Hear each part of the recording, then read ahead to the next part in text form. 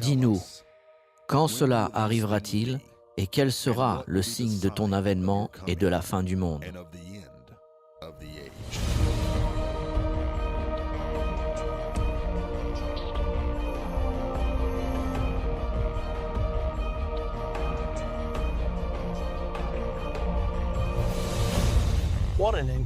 Quel sujet important nous avons aujourd'hui?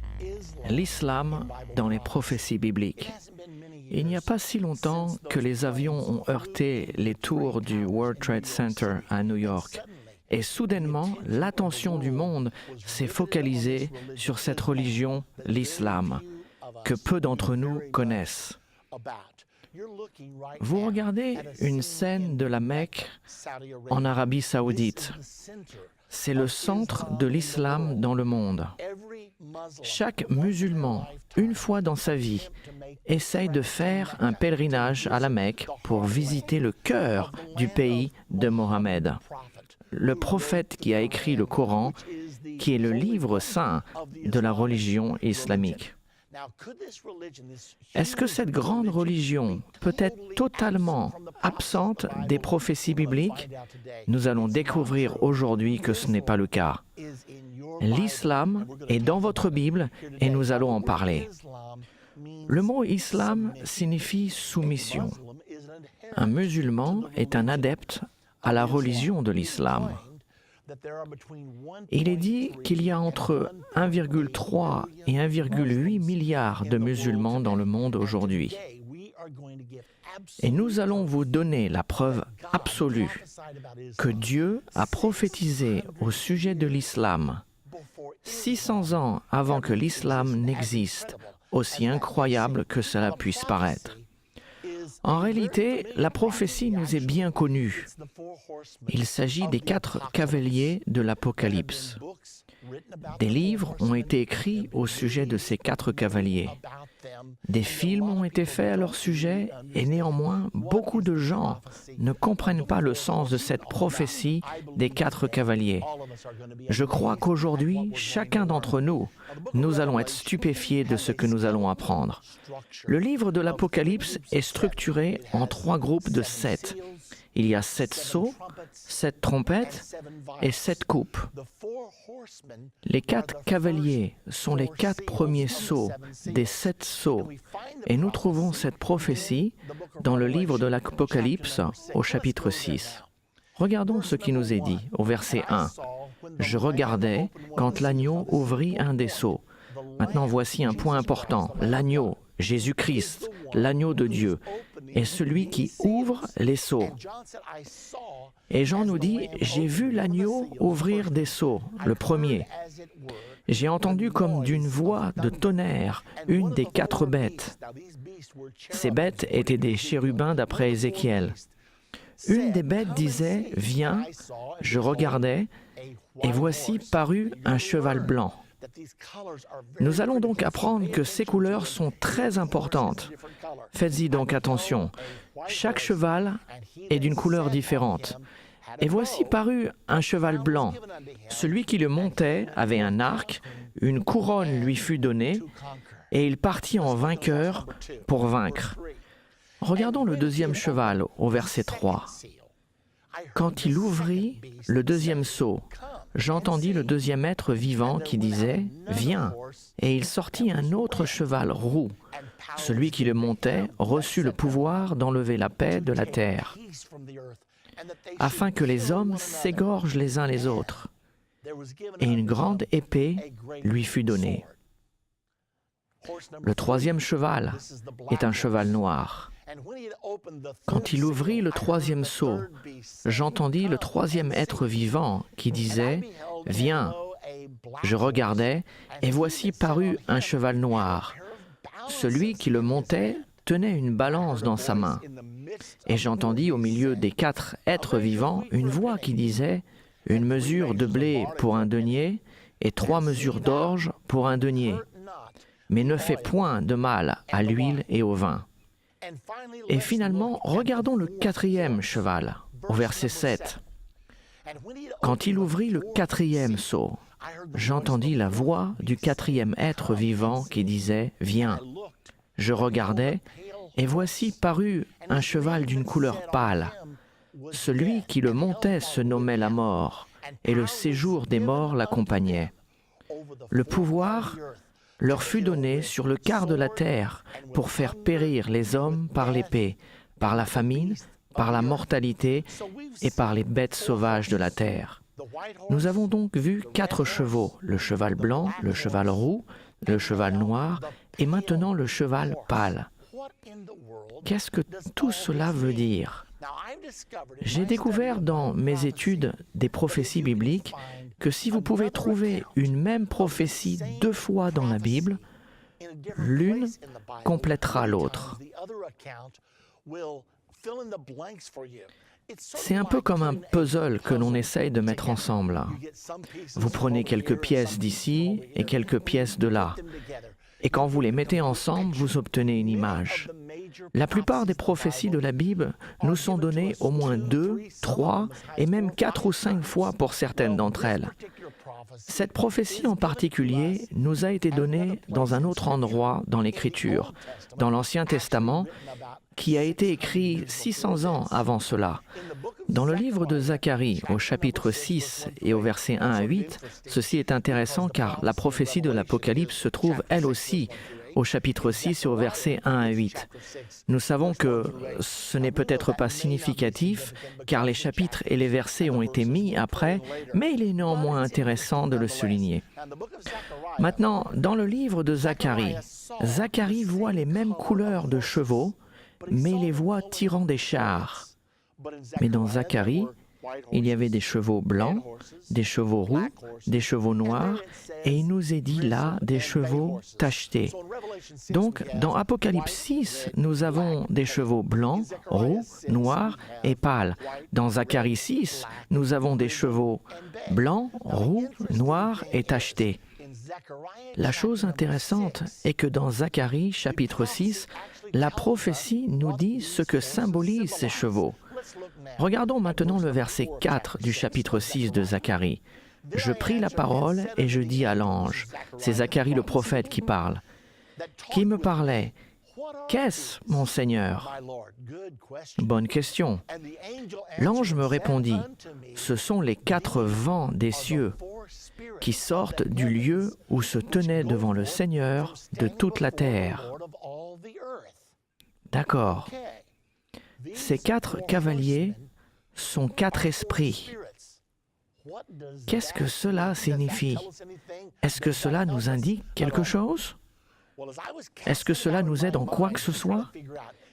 Je me suis demandé s'il y avait un esprit dans le monde aujourd'hui qui pourrait être l'esprit roux ou rouge.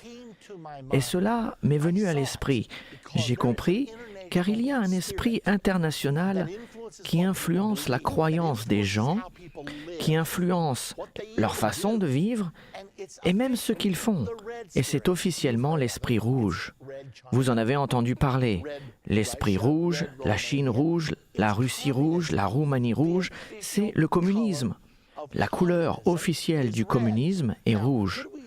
Pouvons-nous dire que c'est un esprit qui contamine le psychisme des gens, que cela détermine ce qu'ils pensent, quelles sont leurs valeurs, ce qu'ils aiment et pour quelles raisons ils se battent? Le communisme est un grand mouvement, c'est un système de croyances. Ce que nous allons apprendre, c'est que chacun de ces 4 cavaliers représente un système de croyances dans le monde. Et cela est si exact que ça m'a étonné. Et je pense que cela va vous étonner aussi. Continuons à regarder les autres indices donnés dans l'Apocalypse au chapitre 6 au sujet du cheval roux. Il est dit qu'il reçut le pouvoir d'enlever la paix de la terre. Le communisme a-t-il enlevé la paix de la terre? Oui, depuis le début, depuis la première révolution communiste, la révolution bolchevique, l'Union soviétique a-t-elle pris la paix de la terre en 1917? Absolument. C'était une révolution horrible. Et cela a continué avec la révolution chinoise, quand les communistes ont envahi la Chine en 1949, puis la Corée, le Vietnam et le Congo. Partout où les communistes ont pris le pouvoir, ça a été par la révolution. Ils ont donc le pouvoir d'enlever la paix de la terre. Mais ensuite, il continue et dit « afin que les hommes s'égorgent les uns les autres ». Qu'est-ce que cela signifie? Non seulement ils combattent leurs ennemis, mais il y a aussi beaucoup de combats dans le monde communiste. Par exemple, Staline a tué 20 millions de Russes pendant son règne dans l'Union soviétique. 20 millions. Puis après, quand les Chinois ont été envahis par les communistes en 1949, de ce moment-là jusqu'à aujourd'hui, que s'est-il passé? Tout juste 60 années. Pouvez-vous imaginer que 60 millions de Chinois ont été tués pendant la révolution culturelle? Oui, ils se sont bien entretués. Ensuite, la prophétie continue et il lui fut donné, à celui qui est assis sur le cheval roux, une grande épée. Le communisme a-t-il une grande puissance militaire? Qui voudrait combattre contre la Russie et la Chine en même temps? Non, merci. Voyez-vous ce que je suis en train de vous dire? La couleur est bonne. Le drapeau de l'Union soviétique, le drapeau rouge avec la faucille et le marteau superposé. Le rouge est la couleur officielle du communisme ou du socialisme, ces deux-là étant synonymes. Le communisme est l'idéologie politique, le socialisme est le système économique, et tous deux marchent main dans la main. Et le Dieu Tout-Puissant a dit que l'un des systèmes de croyance qui dominerait dans la fin des temps serait la puissance rouge, la puissance du communisme. Avec cette explication, regardons le cheval suivant, le cheval noir. Appelons-le l'esprit noir. Y a-t-il un autre système de croyance ou un autre esprit dans le monde aujourd'hui, ou peut-être même un équivalent au communisme? Bien effectivement, il y en a un, car pendant toute la guerre froide durant les 60 dernières années, nous avons été dans un conflit entre le capitalisme et le communisme. Regardons le cavalier du cheval noir. A-t-il une épée? Non, il a une balance. Que signifie la balance? Commerce et affaires, n'est-ce pas? C'est ça qui fait avancer le capitalisme. C'est la libre entreprise. C'est tout l'esprit qui motive le capitalisme. Et dans Apocalypse 6.6, nous lisons « Une mesure de blé pour un denier et 3 mesures d'orge pour un denier, mais ne fait point de mal à l'huile et au vin. » Qu'est-ce que cela veut dire? Cela ressemble presque à un bilan boursier prophétique, n'est-ce pas? Le Dow Jones industriel est si élevé ou si bas. Souvenez-vous quand Bill Clinton était candidat à la présidence en 1992, il y avait un autocollant sur les voitures qui disait « C'est l'économie, imbécile ». George Bush père a eu une cote de confiance de 90% un an avant cela, mais il a finalement perdu l'élection parce que l'économie est descendue. Dans un pays capitaliste, tout tourne autour de l'économie. Les gens votent en fonction de leur portefeuille dans un pays capitaliste. Donc, quand il est dit de ne pas faire de mal à l'huile et au vin, cela signifie que vous pouvez presque tout faire et être réélu. Mais si vous touchez à l'économie, les gens du pays capitaliste vous sortiront. Y a-t-il d'autres preuves que le capitalisme est l'esprit noir? Alors que je suivais les élections en Allemagne en 1966, et la raison pour laquelle je le faisais, c'était que l'Allemagne a été la plaque tournante de l'histoire européenne durant les 1000 dernières années. La plupart des empereurs du Saint-Empire romain venaient de l'Allemagne, alors j'étais intéressé de voir ce qui se passait au cœur de l'Europe. Tandis que je suivais les élections, il y avait 2 partis importants impliqués. Il y avait un parti socialiste, les sociaux-démocrates, et il y avait un parti capitaliste, les chrétiens-démocrates. L'élection avait été très contestée au moment des votes. Aucun n'avait la majorité. Tous deux avaient environ 40%. Mais il y avait un petit parti appelé le Parti libéral-démocrate, le PLD, qui avait obtenu environ 7% des votes. Donc, nous les voyons tenir la balance de la puissance. Et ni les chrétiens démocrates, ni les sociaux-démocrates ne pouvaient mettre un gouvernement en place sans la formation d'une coalition avec le PLD. Le PLD en était ravi et exigeait donc un énorme pouvoir de décision dans le gouvernement, même s'il n'apportait que 7% des votes. Après 30 jours de négociations, les chrétiens démocrates et les sociaux-démocrates sont devenus quelque peu désillusionnés avec le PLD et ont décidé ensemble de faire quelque chose de différent. Ils ont décidé de former ce qui a été appelé la Grande Coalition. Laissons de côté le PLD. Et puisque les chrétiens démocrates avaient plus de voix que les sociaux-démocrates ont dit « Nous prendrons la place de vice-chancelier et vous aurez celle de chancelier. Nous avancerons ainsi et mettrons notre gouvernement ensemble afin d'avoir un gouvernement majoritaire. » Eh bien, le magazine Time a rendu compte de ceci et il vous est nécessaire de le voir. C'est absolument surnaturel, c'est prophétique. Voici ce qu'ils ont dit au sujet des élections. Une grande coalition des deux grandes parties, les chrétiens démocrates et les sociaux-démocrates, qui se sont opposés farouchement pendant des années, une union du noir et du rouge, un mariage de convenance, néanmoins un rapprochement stupéfiant. J'avais étudié ces chevaux et avais pensé que le cheval noir pouvait être le capitalisme, mais je n'avais aucune preuve. Et c'était là, dans le magazine d'information le plus répandu de l'Amérique. Et ils utilisaient le noir comme symbole du capitalisme, tout comme ils utilisaient le rouge comme le symbole du communisme ou du socialisme. Et c'est alors que j'ai compris pour la première fois que le noir est la couleur officielle du capitalisme, tout comme le rouge est la couleur officielle du communisme et du socialisme.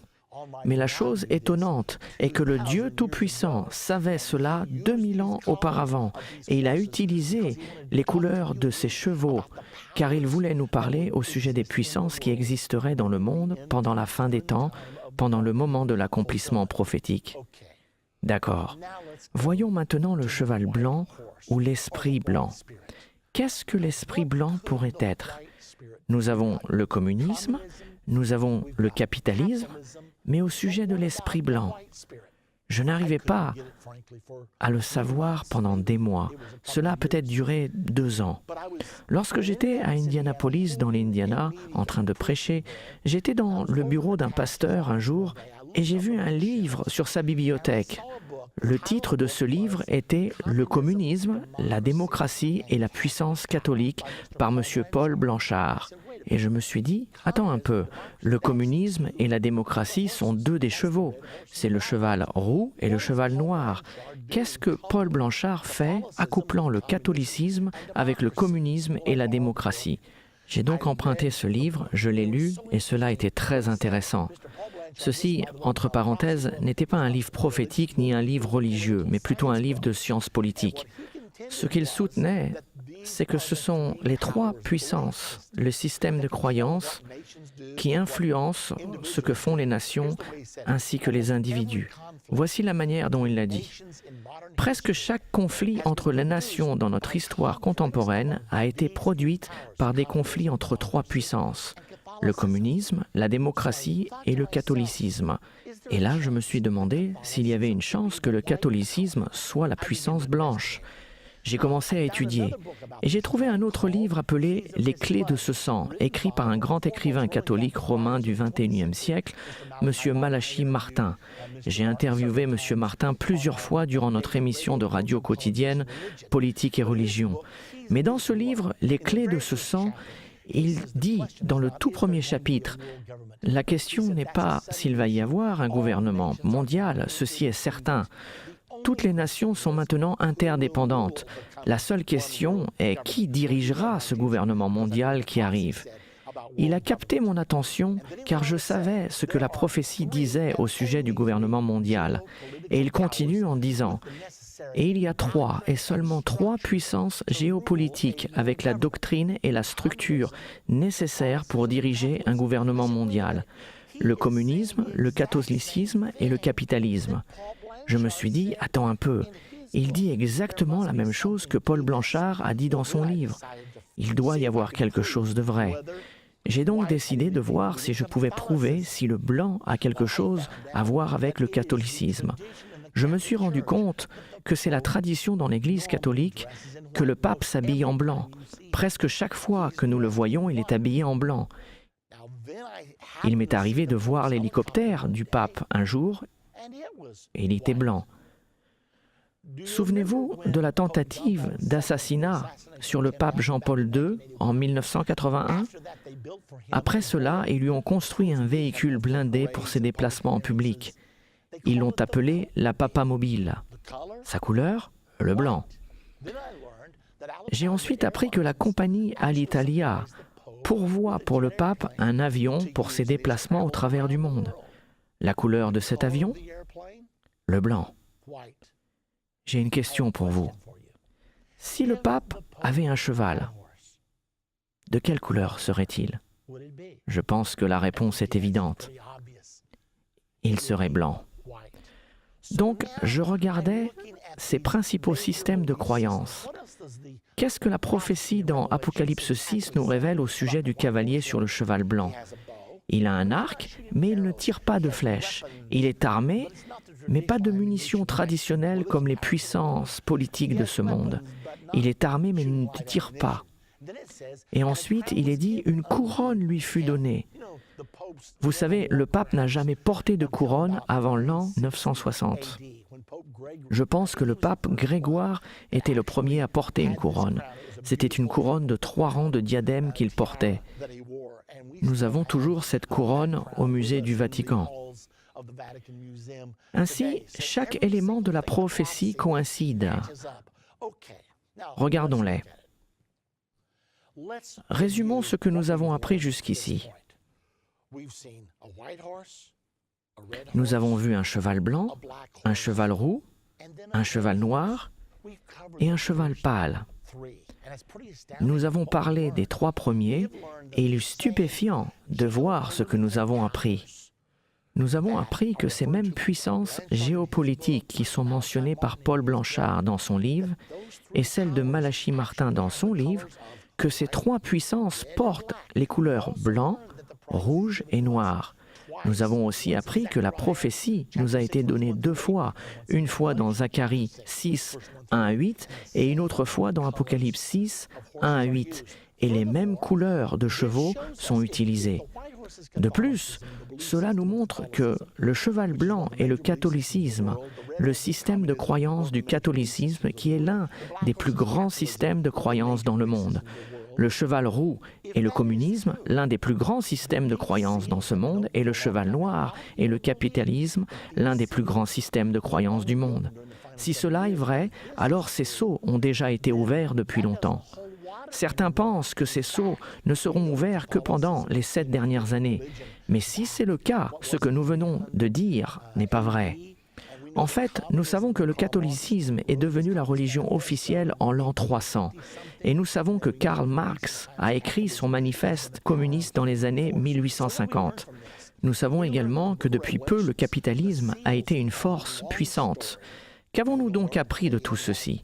Nous avons appris dans le livre de l'Apocalypse que les sceaux sont de longues histoires et nous allons apprendre qu'ils se terminent à la bataille d'Armageddon lorsque les royaumes de ce monde deviennent les royaumes de notre Seigneur Jésus-Christ. Les 7 trompettes sont de courtes histoires qui se terminent aussi à la bataille d'Armageddon. Puis les coupes sont de très courtes histoires qui se terminent également à la bataille d'Armageddon. Une des choses qui va être vitale alors que nous continuons cette étude est que le gouvernement mondial de l'Antéchrist est décrit dans Apocalypse 17 et ce gouvernement est peint en rouge. Qu'est-ce que cela nous dit? Cela nous indique que le gouvernement mondial de la fin des temps, celui de l'Antichrist, va être socialiste ou communiste. Eh bien, nous voyons peu à peu cela arriver. Récemment, le magazine Newsweek a dit « Nous sommes tous maintenant des socialistes ». Il y a plusieurs articles écrits en ce moment au sujet de la mort du capitalisme, de la mort de la libre entreprise et que nous nous dirigeons vers une société socialiste mondiale. Dans la prochaine partie de Comprendre la fin des temps, nous allons regarder sur le dernier cheval, le cheval pâle. Et dans cette partie, nous allons vous donner la preuve absolue que l'islam est dans la Bible. Nous avons dû parler du cheval blanc, du cheval roux, du cheval noir, afin que nous puissions comprendre que Dieu parlait des systèmes de croyance. Mais quand nous arriverons dans notre prochaine partie, nous allons voir la signification du cheval pâle, et cela va vous étonner. La prophétie que nous allons voir dans notre prochaine partie va nous donner la preuve absolue que la puissance qui a soudainement attiré l'attention du monde, qui menace d'envahir toute l'Europe d'ici l'an 2030 ou 2040, et que nous sortons fortement arriver en Amérique, c'est l'islam. Qu'est-ce que l'islam et qu'est-ce que la Bible prophétise à son sujet? C'est la question la plus importante, car les prophéties dans la Bible s'accomplissent toujours dans les moindres détails. Ainsi, dans notre prochaine partie, nous allons apprendre ce que représente le cheval pâle. Nous allons apprendre la place de l'islam dans les prophéties bibliques et aussi à quoi s'attendre dans un futur proche, car c'est ça qui nous intéresse vraiment. Dans la dernière partie de Comprendre la fin des temps, nous avons appris que les 4 cavaliers du livre de l'Apocalypse représentent des esprits. Zacharie, chapitre 6, au verset 5, nous dit que ces 4 chevaux sont 4 esprits qui se répandront sur toute la terre. Nous avons appris que l'esprit rouge, c'est le communisme, que l'esprit noir, c'est le capitalisme, et que l'esprit blanc, c'est le catholicisme. Dans cette partie, nous découvrirons l'identité du 4e cheval de l'Apocalypse ainsi que son cavalier. Regardons-le maintenant, dans Apocalypse 6 au verset 7. Quand il ouvrit le 4e sceau, j'entendis la voix du 4e être vivant qui disait « Viens ». Je regardai, et voici parut un cheval d'une couleur pâle. Celui qui le montait se nommait la mort, et le séjour des morts l'accompagnait. Le pouvoir leur fut donné sur le quart de la terre pour faire périr les hommes par l'épée, par la famine, par la mortalité et par les bêtes sauvages de la terre. Je n'oublierai jamais le moment où j'ai essayé de comprendre ce dernier cheval. Pendant un moment, je n'y arrivais pas. J'ai finalement abandonné et je me suis dit, il nous est dit que c'est la mort, je vais donc enseigner que c'est la mort et que l'enfer la suit. Et plus vite une personne meurt, le moins de chance elle a pour être sauvée et le plus de chance elle a d'aller en enfer. Et j'en ai finalement conclu ainsi. Mais je n'étais toujours pas satisfait, car je savais bien que j'avais compris les 3 premiers chevaux, le catholicisme, le communisme et le capitalisme, mais que la mort semblait ne pas s'aligner avec les autres. Je me demandais s'il ne manquait pas quelque chose. Ainsi, il y a quelques années, je l'ai regardé une fois de plus. Je suis allé voir l'origine du mot grec qui a été traduit en anglais par « pâle », et le mot était « chloros ». Et je me souviens avoir pensé « chloros ». Je me rappelle que l'on m'a enseigné à l'école que la chlorophylle rend les plantes vertes. J'ai donc regardé dans le dictionnaire et il nous est dit que la définition du mot « chloros » en grec est « vert ». Je me suis donc demandé pourquoi l'ont-ils traduit par « pâle ». J'ai ainsi décidé de voir combien de fois ce mot grec « chloros » se trouvait dans le Nouveau Testament. Je l'ai trouvé 3 autres fois, donc 4 en tout. Je suis allé dans Marc au chapitre 6 au verset 39 et il nous est dit « Alors il leur commanda de les faire tous asseoir par terre sur l'herbe verte. » C'est donc vert, ils l'ont traduit par vert. Puis je suis allé dans Apocalypse 8 au verset 7, il est dit « Et toute l'herbe verte fut brûlée. » Il l'avait également traduit par vert. Apocalypse 9, 4, il leur fut dit de ne pas faire de mal à l'herbe de la terre, ni à aucune verdure. Ils l'ont traduit par vert, verdure.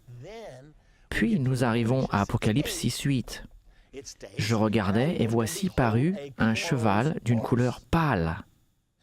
Et ils l'ont traduit par pâle.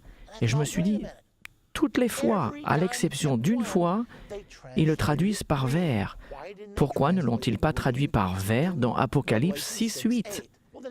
Et il m'est venu à l'esprit que j'avais pris des cours de langue étrangère et ils nous ont enseigné que lorsque vous traduisez, vous utilisez votre jugement dans vos traductions afin que celle-ci ait du sens. Je peux imaginer le traducteur alors qu'il traduit l'herbe verte, quelque chose de vert, c'est facile. Et puis il arrive à un cheval chloros et il se dit Attends une minute, un cheval vert? Je n'ai jamais vu un cheval vert. Un cheval vert n'existe pas. Il a donc commencé à chercher d'autres possibilités et certaines définitions qui sont données sont vert pâle. De même, la définition dans le dictionnaire de Tailleur au mot chloros est vert ou jaune pâle. Maintenant, dans une autre version, il est aussi traduit comme ceci. Je regardais, et voici, parut un cheval d'une couleur verdâtre. Celui qui le montait se nommait la mort, et le séjour des morts l'accompagnait. Le pouvoir leur fut donné sur le quart de la terre pour faire périr les hommes par l'épée, par la famine, par les mortalités et par les bêtes sauvages de la terre. Alors cette traduction me semblait plus près du sens que celui que j'avais lu précédemment. J'ai donc décidé qu'il était temps de la réexaminer.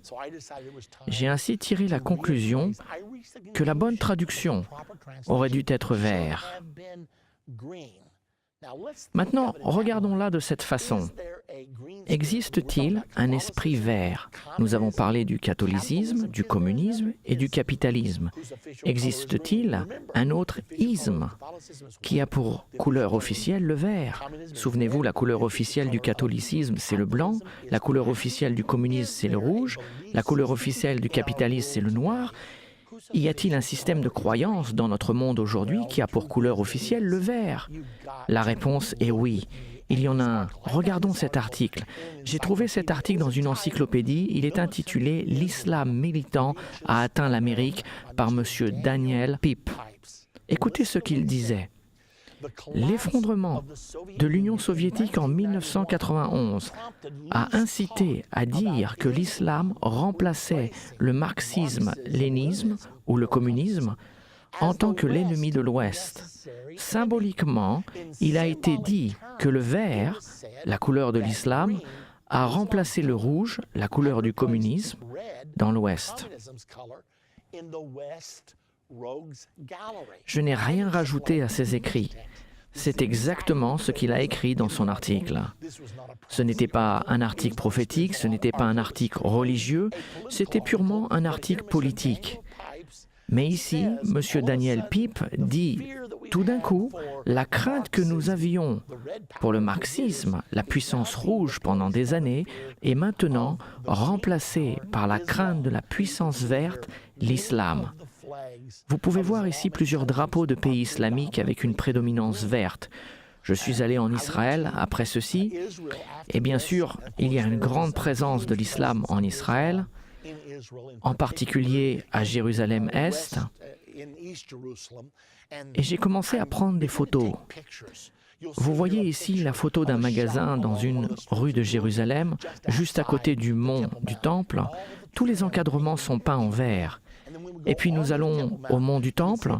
Vous pouvez voir ici la photo d'une fontaine où les adorateurs musulmans lavent leurs mains, leurs visages, leurs pieds avant de rentrer pour adorer. Et remarquez toute la ferronnerie autour de la fontaine est verte. Tout le fer forgé, tout autour du mont du Temple est vert. Ici, vous pouvez voir une manifestation du Hamas. Ils ont des ceintures d'explosifs, vous pouvez les voir là.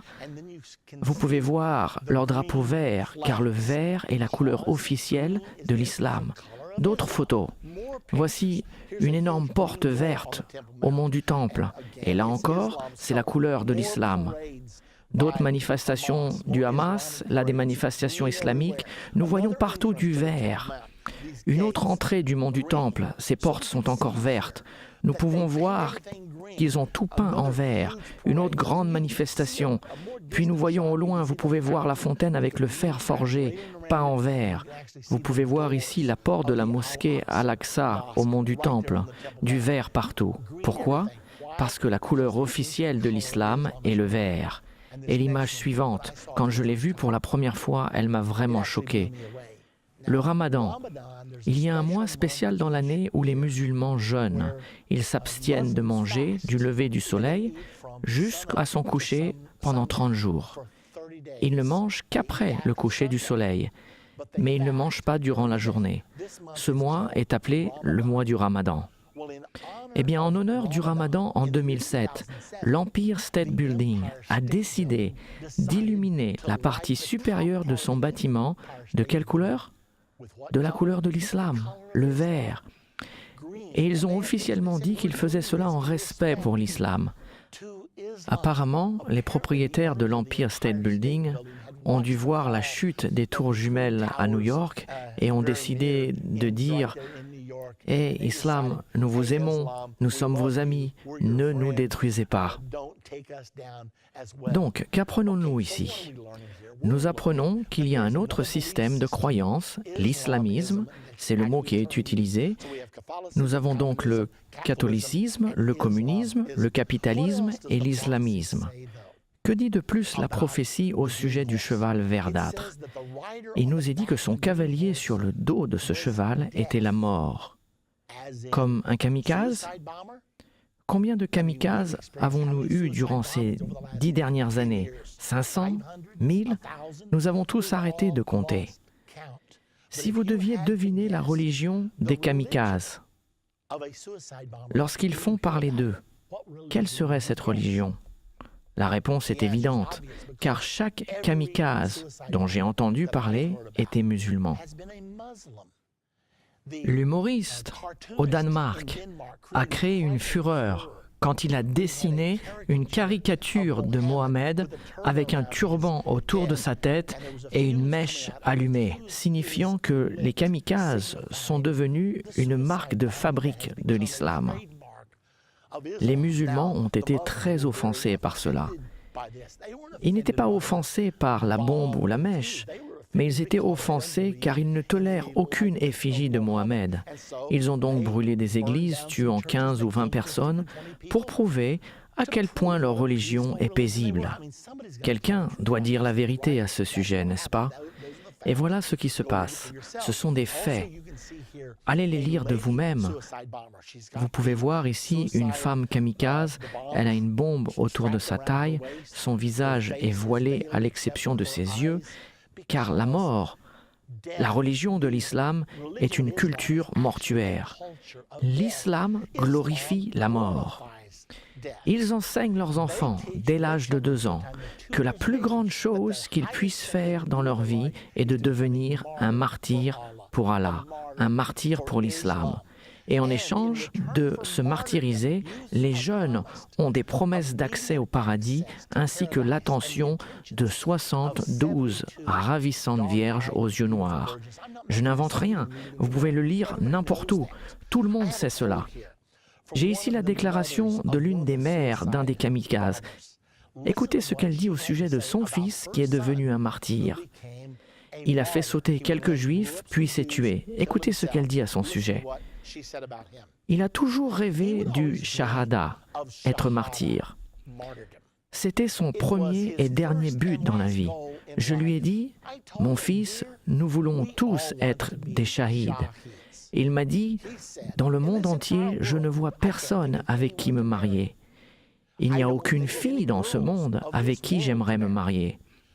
Je veux me marier avec les vierges aux yeux noirs du paradis. » Je me suis dit, si cela sont ses pensées, je lui souhaite donc shahada, d'être martyr, gloire à Allah. Je suis fier, l'honneur m'appartient. J'ai un fils qui est un shahid ou un martyr. Et non seulement mon fils est un shahid, mais tous les shahids sont mes enfants. Gloire à Allah. L'honneur m'appartient, la fierté m'appartient. Maintenant, si vous pensez que cela est une exception, je suis sûr que vous avez dû lire le témoignage d'un kamikaze avant d'accomplir sa mission. Ils produisent une vidéo pour leur famille disant « J'espère que vous serez fiers de moi.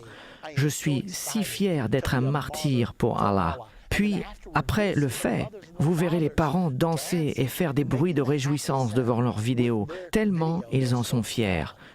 Nous regardons cela d'une perspective occidentale et nous nous disons à quel point ces pensées sont-elles tordues. Mais les musulmans sont enseignés que la seule façon d'être sûr de leur salut est de devenir un martyr pour Allah. Même Yasser Arafat, dans sa vie, a dit « J'espère un jour être un martyr pour Allah ». C'est la culture de la mort. Le cavalier sur le cheval verdâtre, son nom est la mort. Je vous ai déjà dit que ces jeunes kamikazes sont enseignés que s'ils commettent un suicide pour la cause d'Allah, ils iront directement au paradis. Cependant, c'est tout le contraire de ce que la Bible nous enseigne. La Bible nous dit que tout meurtrier aura sa part dans le lac de feu. Donc, quelle est l'image ici? Le cheval verdâtre, son cavalier est la mort. Et qu'est-ce qui suit? L'enfer, pas le paradis, mais l'enfer.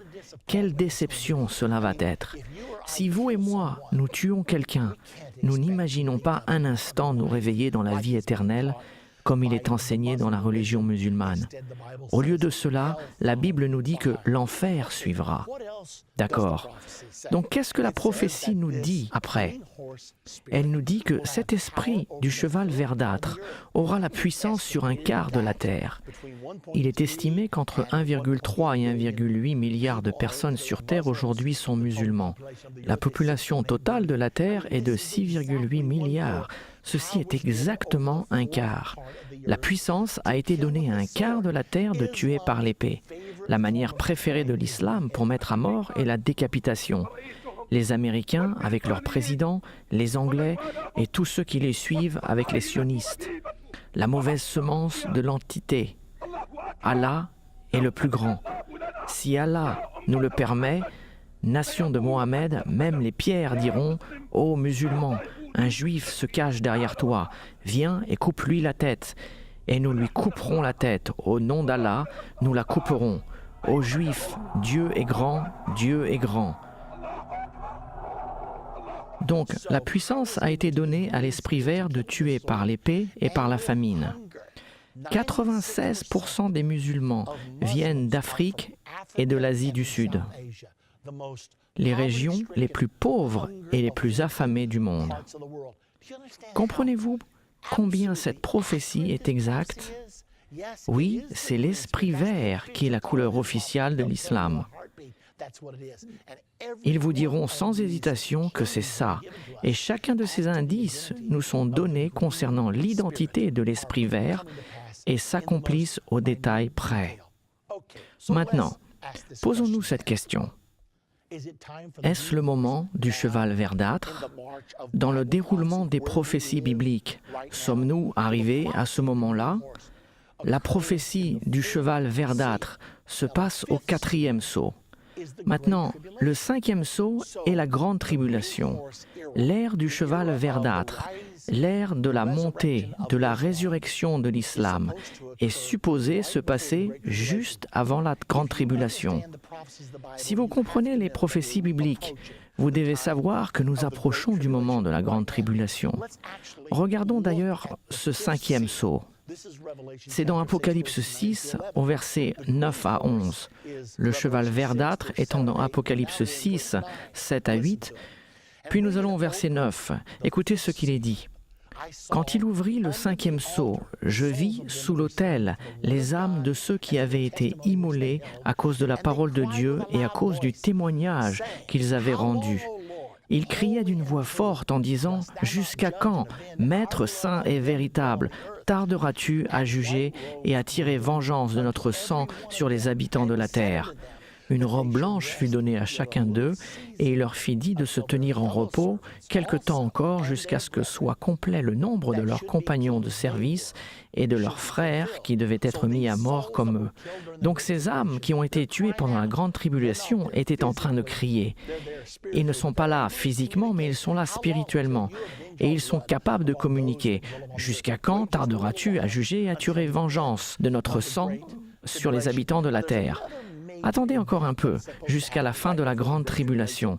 Maintenant, il y a un autre événement majeur qui est supposé se passer juste avant la grande tribulation. Cela a aussi un rapport avec l'islam. Dans Apocalypse 9, au verset 13 à 18, nous parle d'une guerre qui tuera un tiers de la race humaine. Cette guerre commencera de la région de l'Euphrate. L'Euphrate commence en Turquie, se prolonge en Syrie jusqu'en Irak, se déversant dans le golfe Persique. Ceci est très intéressant car chaque centimètre de l'Euphrate est un fleuve islamique. Il est contrôlé par l'islam. Et où est-ce que les combats prennent-ils place aujourd'hui? Les États-Unis d'Amérique ont 145 000 soldats postés le long de l'Euphrate. Beaucoup de personnes pensent que la guerre de l'Euphrate se passe en ce moment. Beaucoup de dirigeants du monde disent que nous sommes actuellement dans la Troisième Guerre mondiale, mais nous ne le savons pas encore. Que signifie tout cela? Cela signifie que l'esprit de l'islam se relève à nouveau. Voyons ce qui va se passer après la grande tribulation. Nous passons au 6e sceau. Apocalypse 6:12. Je regardais quand il ouvrit le 6e sceau, et il y eut un grand tremblement de terre. Le soleil devint noir comme un sac de crin. La lune entière devint comme du sang. Toutes les étoiles du ciel tombèrent sur la terre, comme lorsqu'un figuier secoué par un vent violent jette ses figues vertes. Le ciel se retira comme un livre qu'on roule, et toutes les montagnes et les îles furent remuées de leur place. Et plus loin, dans ce verset, il nous est dit que les riches et les puissants de ce monde ont couru se cacher dans les montagnes en disant « Tombe sur nous et cache-nous de celui qui est sur le trône, car le grand jour de sa colère est arrivé. » Ceci est la deuxième venue de Jésus-Christ à Armageddon. Donc nous avons le cheval verdâtre, puis nous avons la grande tribulation et finalement nous avons l'avènement de Jésus-Christ. Le soleil devient noir comme un sac de crin, la lune entière devient comme du sang et les étoiles tombent du ciel. Ce sont toutes des choses décrites qui se passeront au moment de l'avènement de Jésus-Christ. Voici ce qui est dit dans Apocalypse 6, 12 à 14. Et Jésus en a aussi parlé dans son discours sur le mont des Oliviers. Regardons-le dans Matthieu au chapitre 24. Souvenez-vous qu'il s'agit du passage d'où vient le titre de notre série, la fin de l'ère. Les disciples ont demandé à Jésus, « Dis-nous quand cela arrivera-t-il et quel sera le signe de ton avènement et de la fin du monde ?» Et Jésus passe le reste du 24e chapitre de Matthieu, donnant plusieurs prophéties au sujet des choses à venir. Mais quand il arrive sur les derniers événements, ce qui est après la grande tribulation se passe entre le verset 15 et le verset 29. Maintenant, écoutez ce qui est dit au verset 29. Aussitôt, après ces jours de détresse, le soleil s'obscurcira. C'est la même chose qui s'est passée dans le 6e sceau. Et la lune ne donnera plus sa lumière, les étoiles tomberont du ciel et les puissances des cieux seront ébranlées. Le signe du Fils de l'homme paraîtra dans le ciel. Toutes les tribus se lamenteront et elles verront le Fils de l'homme venant sur les nuées du ciel. De nouveau, c'est la même chose dans Apocalypse 6. Le ciel se retira comme un livre qu'on roule, et les rois de la terre, les grands, les riches, les puissants crieront et diront « Cachez-nous devant la face de celui qui est assis sur le trône, car le grand jour de sa colère est venu. » Et ils verront le Fils de l'homme venant sur la nuée avec puissance et grande gloire. Et il enverra ses anges avec les trompettes retentissantes, et ils rassembleront ses élus des 4 vents d'une extrémité du ciel à l'autre. C'est la deuxième venue de Jésus-Christ et c'est la raison pour laquelle nous avons des cours comme comprendre la fin des temps, car nous approchons de ces moments aujourd'hui. Nous approchons du temps de l'avènement de notre Seigneur et Sauveur Jésus-Christ. Donc qu'avons-nous appris? Le 6e sceau est Armageddon avec l'avènement de Jésus-Christ. Matthieu chapitre 24, du discours du mont des Oliviers, nous conduit en décrivant le 6e sceau et son avènement. Souvenez-vous ce qu'il est dit. Aussitôt après les jours de la tribulation, le soleil s'obscurcira, la lune ne donnera plus sa lumière, les étoiles tomberont du ciel. Alors le signe du Fils de l'homme paraîtra dans le ciel, et il enverra ses anges pour rassembler ses élus. D'accord. Qu'est-ce que cela signifie donc pour vous et moi? Laissez-moi vous en parler car c'est là où nous sommes en ce moment. Vous et moi, nous vivons dans la fin des temps. Alors que faire? Courons-nous nous réfugier dans l'Utah, dans un abri nucléaire, ou bien cherchons-nous à trouver un endroit pour nous protéger? Est-ce que cela doit être l'état d'esprit dans lequel nous vivons aujourd'hui? Eh bien, Daniel 11, 32-33 prophétise les temps dans lesquels vous et moi nous vivons en ce moment. Et il nous dit « Il séduira par des flatteries les traîtres de l'Alliance. » Il, l'Antichrist, ce dictateur mondial qui gouvernera durant la grande tribulation. Il dit qu'il séduira par des flatteries. Cela va être facile d'être corrompu par des compromis et des flatteries. Mais que fera le vrai peuple de Dieu? Mais ceux qui connaissent leur Dieu, je ne parle pas de chrétiens de nom, je ne parle pas de chrétiens tièdes, je parle des gens marchant sincèrement avec Dieu, les gens qui connaissent leur Dieu. Est-il dit qu'ils seront faibles, anémiques et vaincus? Non, il dit qu'ils seront forts et qu'ils feront des exploits. Ces temps-là feront apparaître le côté mauvais de certaines personnes et le bon côté des autres. Et il nous est dit, les personnes qui comprennent donneront instruction à la multitude. Vous êtes en train de regarder la série « Comprendre la fin des temps ». Nous l'avons nommé ainsi d'après ce verset. Les personnes qui comprennent donneront instruction à la multitude. Alors, que devons-nous faire maintenant? Devons-nous laisser l'esprit de compromis et de tiédeur de cette ère nous emporter? Absolument pas. C'est l'heure pour vous et moi de renouveler notre engagement à Jésus-Christ. Nous n'avons pas besoin de chrétiens sans enthousiasme aujourd'hui. Nous avons besoin d'être engagés totalement et absolument, car Jésus-Christ compte sur l'Église de la fin des temps pour amener le relais jusqu'à la ligne d'arrivée. C'est vous, c'est moi. Alors oubliez la tiédeur, oubliez l'indifférence. Les personnes qui comprennent donneront l'instruction à la multitude, et c'est vous.